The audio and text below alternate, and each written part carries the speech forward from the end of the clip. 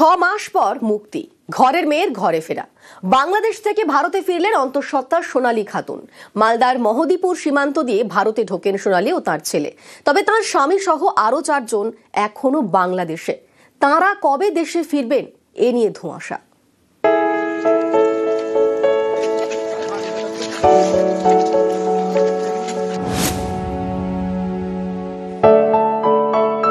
শুক্রবার সন্ধে মালদার মহদীপুর সীমান্ত হয়ে দেশে ফিরলেন অন্তঃসত্ত্বা সোনালী খাতুন, সঙ্গে 8 বছরের ছেলে।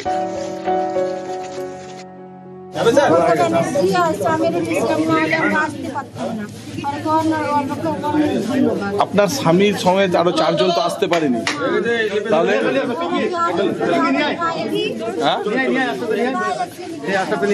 তাহলে কি বলা হয়েছে? প্রায় 6 মাস পরে দেশে ফেরা। বীরভূমের মুরারোয়ে সোনালীর বাড়িতে বড় স্বস্তি।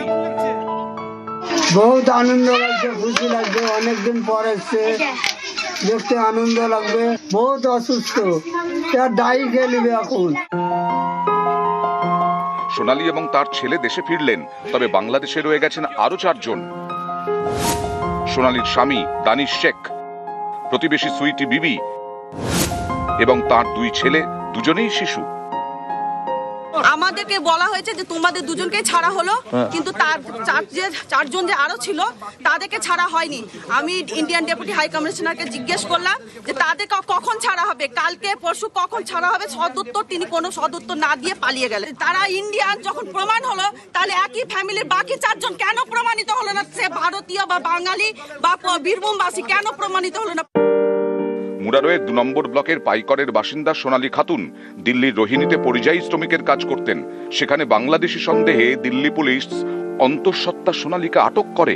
অভিযোগ, 26শে জুন সোনালী, তার ছেলে ও স্বামী সহ 6 জনকে জোর করে পাঠিয়ে দেওয়া হয় বাংলাদেশে। এ নিয়ে জলগড়ায় কলকাতা হাইকোর্টে, সেখান থেকে সুপ্রিম কোর্ট।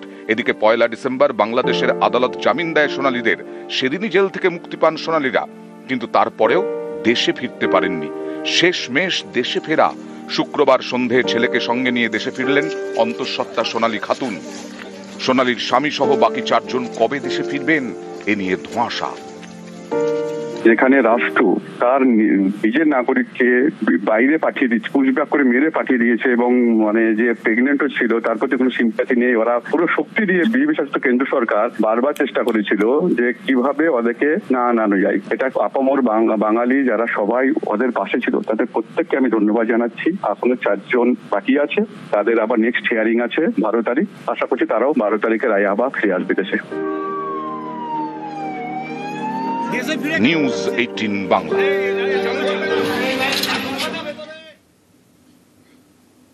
বিনা অপরাধে 6 মাস জেলবন্দি। ক্ষোভ সোনালীর পরিবার প্রতিবেশীদের।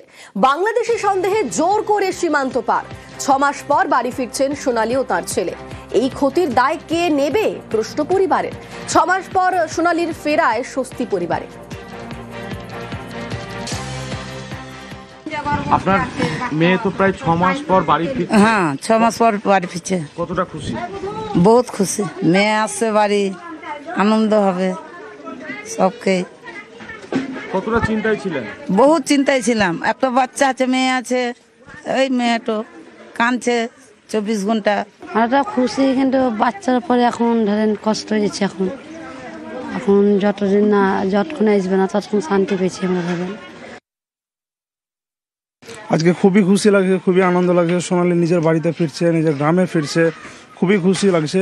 কিন্তু এই যে 6 মাস ধরে বেকার থাকলো, একটা মানে কোনো কিছু অপরাধ না করে যে শাস্তি করে খাটলো, ধরেন জেলে থাকলো এতদিন, ছেলে পেলে পড়াশোনা সমস্ত কিছু গেল। একটা ছেলে আছে এবং পেটে একটা বাচ্চা আছে, তার কোনো এখনো অবধি কোনো ট্রিটমেন্ট হয়নি, তার প্রায় 9 মাস কাছে গেল। তো এটা তো খারাপ। আসছে ঠিক আছে, কিন্তু এতদিন পর কোনো অপরাধ ছাড়াই শাস্তি খাটলো, তার বিচার কে দেবে? ছেলেকে দেশে ফেরাতে হাত জোড় মায়ের। এখনো বাংলাদেশে আটকে 4 জন। বাংলাদেশে আটকে সোনালীর স্বামী সহ 4। চিন্তায় সোনালীর স্বামী দানিশের পরিবার। ছেলেকে দ্রুত ফেরাতে কান্না মায়ের। বাংলাদেশে না বাপ আছে না, আমাদের কোনো 14 পুরুষই আমাদের ওখান থেকে নাই। এইখানেই ভোট, এখানে আমাদের বাপ দাদা আমাদের দাদা সব এইখানকারই। আমাদের মেলা চিন্তা নাই, ঘুম আসে না। আমাদের ছেলের উপরে রহম করুক, আমরা ওদের হাতে পায়ে ধরছি, আমাদের ছেলে আমাদেরকে ঘুরিয়ে দেব। ছেলেপিলারা ছেলেপিলাদেরকে লাগাতেই হবে ওকে। এই তো ভারতের ছেলেও তো বাংলাদেশি ছেলে নয়। এখানে আসলে ওকে দিতে হবে বাড়ি ঘর, এখানে সব মা বাপ সবই এখানে, ভাই বোন সবই এখানে প্রমাণ এখানে স্যার, এখানে ইন্ডিয়ার লোক ওরা সবাই জানে। সোনালী দেশে ফিরেছে, কিন্তু বাংলাদেশে আটকে রয়েছে প্রতিবেশী সুইটি বিবি ও তার 2 শিশু সন্তানও। তার পরিবারের রীতিমতো উৎকণ্ঠা, কবে ফিরবেন সুইটিরা সেই প্রহর গুনছে পরিবার। সুইটি বিবির বাড়ির সামনে থেকে এই মুহূর্তে আমাদের সঙ্গে রয়েছেন প্রতিনিধি অক্ষয়। কথা বলবো অক্ষয়ের সঙ্গে। অক্ষয়, তার বাড়ির লোক তো উদ্বেগে রয়েছেন, কি বলছেন তারা এই মুহূর্তে?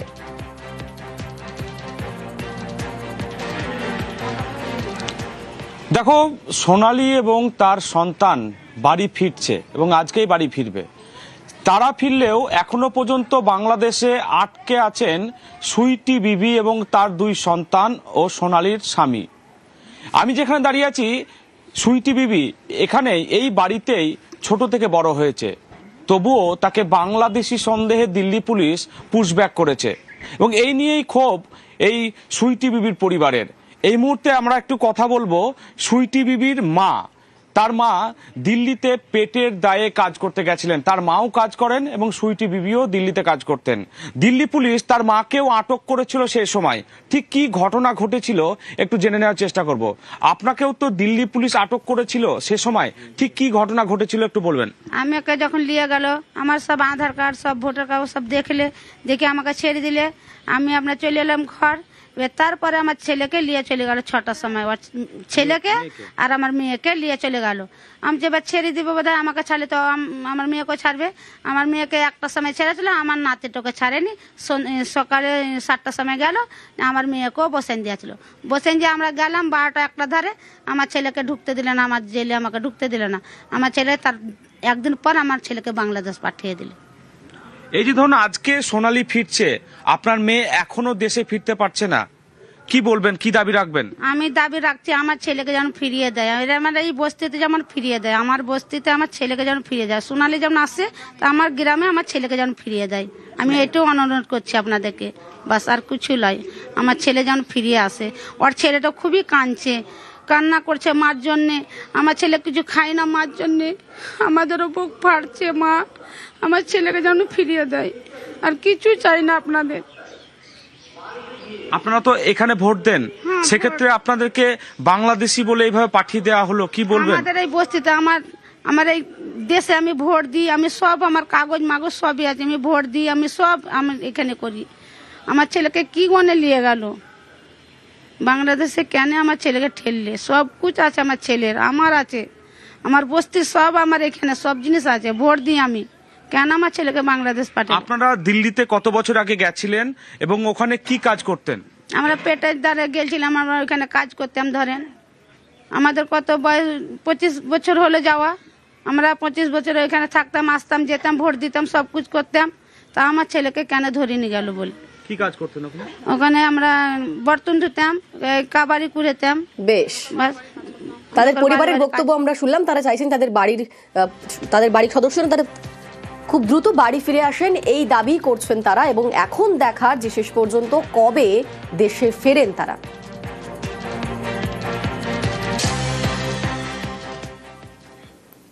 আজই কি বাড়ি ফিরছেন সোনালী খাতুন? মালদা মেডিকেলে ভর্তি রয়েছেন অন্তঃসত্ত্বা সোনালী। ট্রমা কেয়ার সেন্টারে চিকিৎসাধীন মা ছেলে। শারীরিক অবস্থার উপর নির্ভর করছে বাড়ি ফেরা। আজ বাড়ি কি ফিরতে পারবেন সোনালীরা? আমাদের সঙ্গে সরাসরি রয়েছেন প্রতিনিধি লিপেশ। লিপেশ, এই মুহূর্তে ঠিক কিরকম পরিস্থিতি? আজ কি বাড়ি ফিরতে পারবেন সোনালীরা?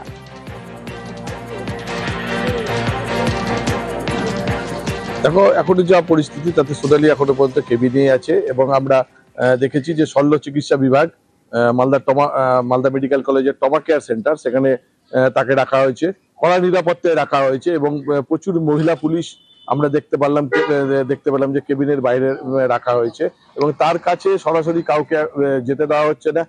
এখনো পর্যন্ত বাড়ির লোক মালদায় গভীর রাতে আসতে গেলেও এখনো পর্যন্ত মেডিকেল কলেজ ও হাসপাতালে তাদের বাড়ির লোক এখনো আসেনি, এবং বিভিন্ন আধিকারিক বা ডাক্তারেরা এখনো পর্যন্ত মালদা মেডিকেল কলেজ হাসপাতালে না আসায় এখনো পর্যন্ত জানা যাচ্ছে না যে তার বাড়ি ফিরে যাওয়ার ব্যাপারটা।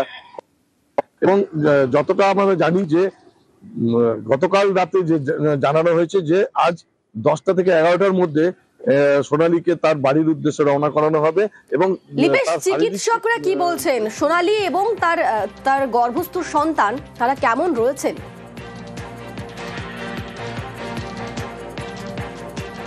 দেখো, কালকে রাতে আমরা মালদা মেডিকেল কলেজ হাসপাতালের এমএসভিপি এবং সিএমই সাহেবের সঙ্গে কথা বলেছিলাম। ওনারা পরিষ্কার জানিয়েছেন যে সোনালীর শরীরের রক্তের অভাব আছে, কয়েকটি ইনজেকশনও দেওয়া হয়েছে এবং মাতৃভা বিভাগে নিয়ে গিয়ে তাকে প্রায় ঘন্টাখানেক রেখে চিকিৎসা করা হয়। তারপর তাকে ট্রমা কেয়ার সেন্টারে একটি কেবিনে রাখা হয়েছে। বেশ, ধন্যবাদ তোমার। মেডিকেল কলেজে গাইনোকোলজিস্ট স্পেশালিস্টরা দেখছেন, পেডিয়াট্রিশিয়ানরা দেখছেন। তিনি গর্ভবতী, সুস্থ আছেন, তার বাচ্চাও সুস্থ আছে। শরীরে একটুখানি রক্ত কম আছে, তো সেটার একটা চিকিৎসা একেবারে এখানকার গাইনোকোলজিস্টরা দিচ্ছেন। গাইনোকোলজিস্টরা ডিসিশন নেবেন ওনার কিরকম প্রোগ্রেস থাকছে সেটার উপর। বাচ্চাটাও সুস্থ আছে, বাচ্চাটার এমনি কোনো সমস্যা নেই।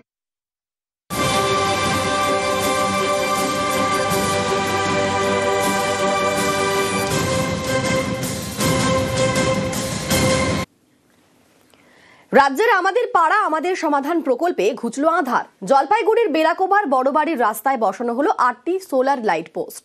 আবেদনের 3 মাসের মধ্যে সমস্যার সমাধান।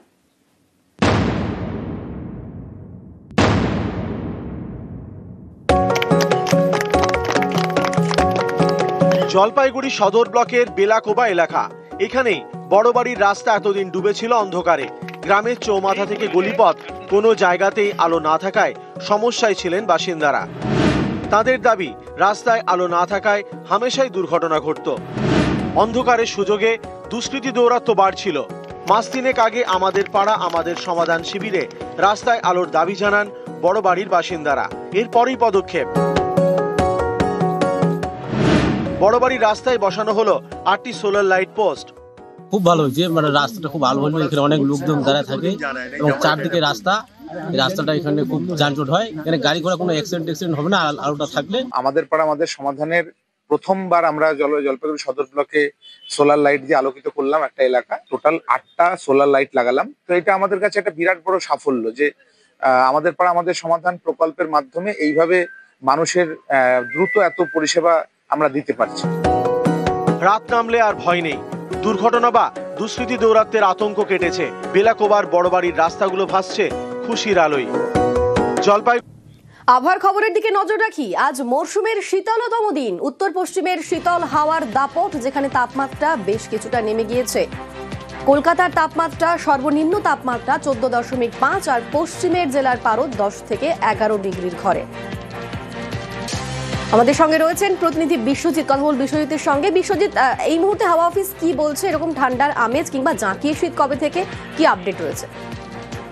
শীতের যে আমেজ অনেকটাই বেড়েছে এবং ডিসেম্বর শুরু থেকেই শীতের যে ব্যাটিং জোরালো হবে এটা ইঙ্গিত দেওয়া হয়েছিল। 4 ডিসেম্বর আমরা যদি দেখি যে তাপমাত্রা নেমেছিল, এই মরশুমের শীতলতম দিন ছিল সেটি 15.6 ডিগ্রি সেলসিয়াসের তাপমাত্রা, এবং তার একদিন পরে তাপমাত্রা সামান্য বেড়ে 17 হলেও আবারও ফের আজ তাপমাত্রা নেমে গেছে। অর্থাৎ 15 ডিগ্রির নিচে নামলো এই মরশুমে তাপমাত্রা। কলকাতার তাপমাত্রা 14.5 ডিগ্রি সেলসিয়াস আজ। তবে এই তাপমাত্রা 14 থেকে 15 ডিগ্রি সেলসিয়াসে আগামী কয়েকদিন কলকাতা ও সংলগ্ন এলাকায় যেমন থাকবে, ঠিক তেমনি আমরা যদি দেখি পশ্চিমের জেলাগুলিতে গতকালই শ্রীনিকেতনে তাপমাত্রা 10.5 ডিগ্রি অর্থাৎ 10-এর ঘরে নেমে গেছিল। এই তার পাশাপাশি উত্তরবঙ্গেও শীতের আমেজ। দার্জিলিং এর তাপমাত্রা 5 ডিগ্রি সেলসিয়াস। দার্জিলিং, শিলিগুড়ি থেকে কাঞ্চনজঙ্ঘার দেখা। মালদার তাপমাত্রা 15 ডিগ্রির ঘরে। কিছুদিন উত্তরের আবহাওয়া একই রকম থাকবে বলেই জানিয়েছে হাওয়া অফিস।